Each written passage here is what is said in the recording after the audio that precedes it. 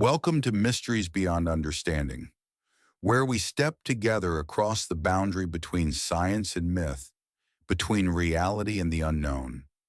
And today, I have a question for you. What if everything you see, the sky above, the skin you touch, the loved ones you hold dear, are nothing but streams of data inside an enormous program? What if this world is just a simulation, controlled by a system far beyond our comprehension?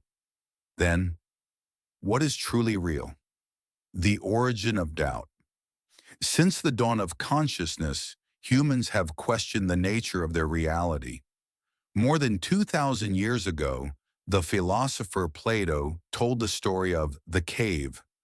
In that tale, prisoners chained in darkness could see only the shadows cast on the wall, and they believed those shadows were the real world. Until one man broke free, stepped into the light, and realized that everything he had believed was merely an illusion. That question, ancient yet timeless, remains. Are we living in the light or still trapped inside our own cave? The simulation hypothesis. The idea of a simulated world isn't just a philosophical curiosity anymore. It has become a serious hypothesis, one that has drawn attention from scientists, philosophers, and even the world's top technology billionaires.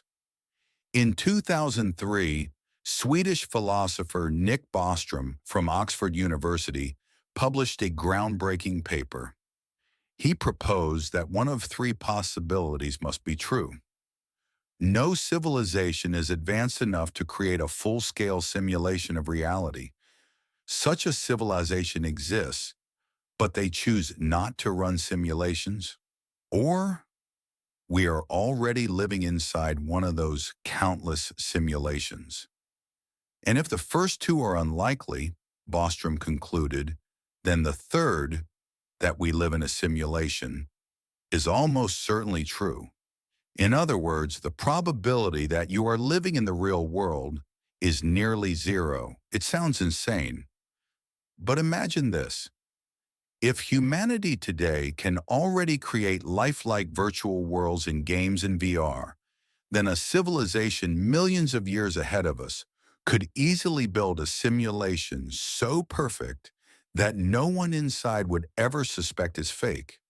We can't tell what's real because all our senses are deceived, just as a game character cannot perceive the player sitting outside the screen. When system glitches appear, from time to time the world seems to reveal tiny cracks, glitches in the program that unsettle the mind. Someone swears they saw a bird frozen midair for several seconds before it flew off again. Another insists she met a stranger she somehow knew, but can't remember from where, as if her memory had been rewritten. And there are photos of two identical people standing at different corners of a street. Not twins, but copies. We often call these things illusions, coincidences, or errors of perception. But if the world truly is a simulation, then perhaps these small errors are traces of the system resetting a fragment of its data, like when your video game briefly lags before returning to normal. You can't see the programmer, but you can feel their presence in the glitch. Evidence from physics. When the universe is data, quantum physicists face a similar mystery. At the smallest level of matter, they discovered that the universe isn't smooth or continuous. It's made of discrete units, like pixels on a computer screen.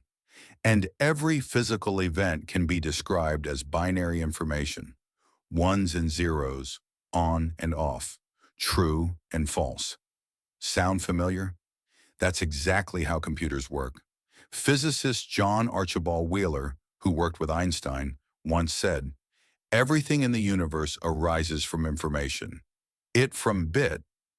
He believed that matter, energy, even space and time themselves are the result of fundamental information processing.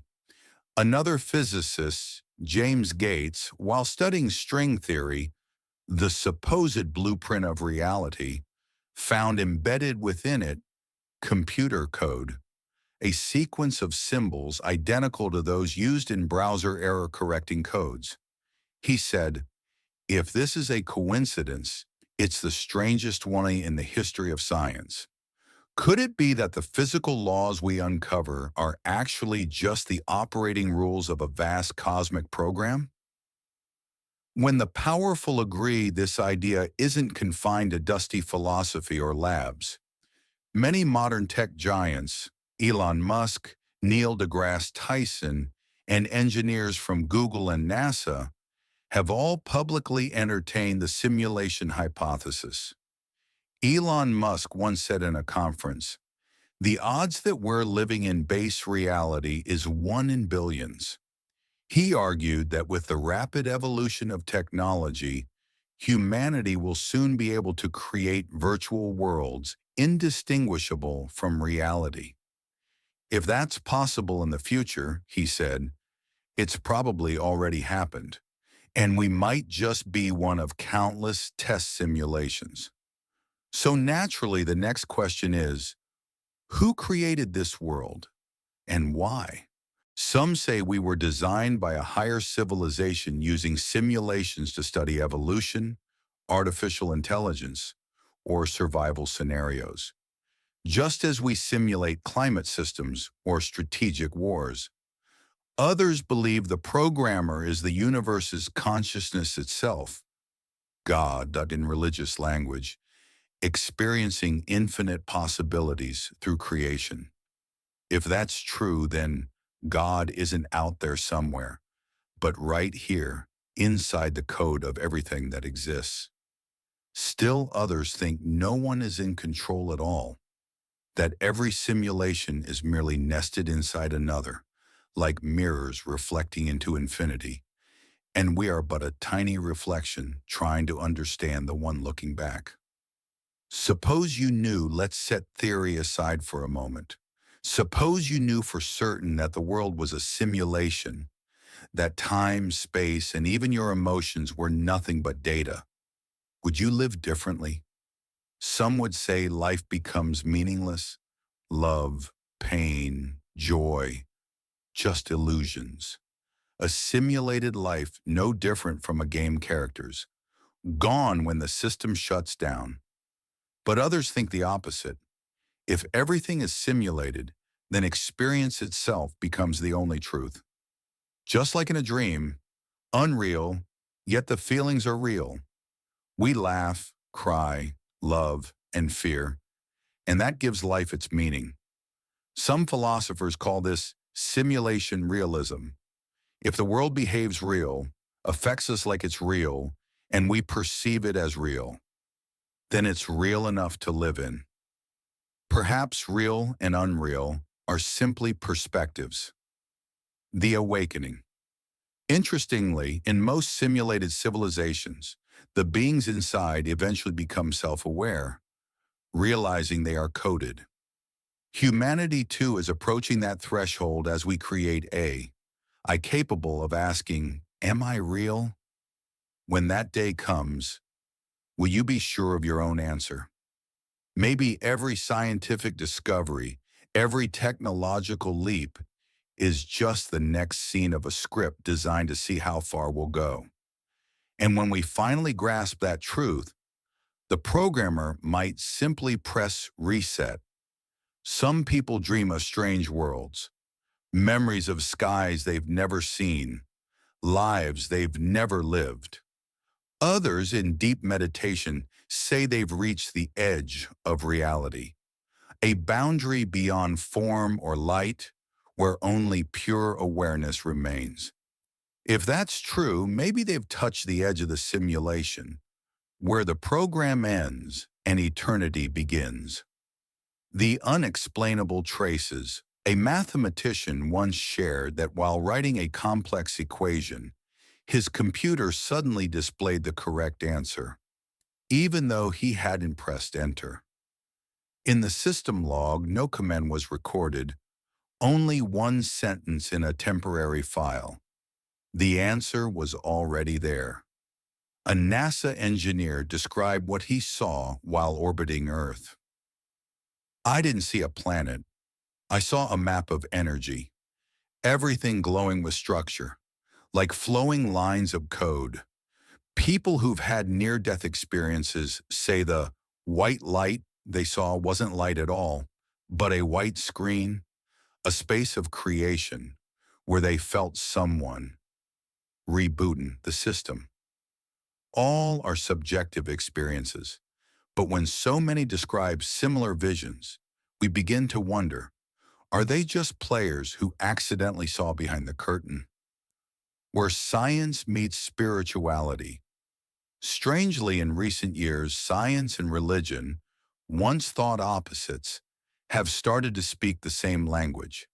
Science calls it simulation. Religion calls it illusion, Maya, the divine game. Buddhism teaches non-self, that all things are transient phenomena, arising and fading away, like frames in a video. Hinduism says, Brahman dreams, and within that dream, we exist. Perhaps the simulation hypothesis is simply a modern way of describing what the enlightened saw millennia ago. Truth that's always been there, now told in the language of code and computation. Can we escape the simulation? No one knows. If the simulation is perfect, it wouldn't allow its inhabitants to leave. But maybe there's another way. Awareness. Like in the Matrix, only when Neo realized that what is real lies within the mind, could he bend the rules of the virtual world. Perhaps the way out isn't hacking the system, but awakening from it. To see that we are not merely bodies or data, but the consciousness observing it all. And that consciousness may be the only thing truly real beyond every program in simulation. Now pause for a moment, look around you, the walls, the light, the sounds in your ears, all reconstructed by your brain from electrical signals. So what's the difference between that and a computer processing sensory data? You might be sitting in a room, or perhaps you're floating in a data tank, fed by electric impulses, your memories preloaded like files. Either way, the world keeps turning. The sun still rises, people still love, and life continues, real or not. The only question that matters is, how will you live, knowing that everything might be a beautifully coded dream? Maybe the greatest miracle of this simulation is that we can still feel, still hurt, still love, still dream. And perhaps those very feelings are the key, the one thing that makes this simulation more real than ever. Thank you for listening to Mysteries Beyond Understanding. Keep your mind open, for this world, whether real or simulated, still hides countless secrets. In our next episode, we'll dive deep into one of the planet's greatest enigmas. Voices from the deep, mysterious sounds from the ocean's abyss, whose origin may not be of this earth. See you there.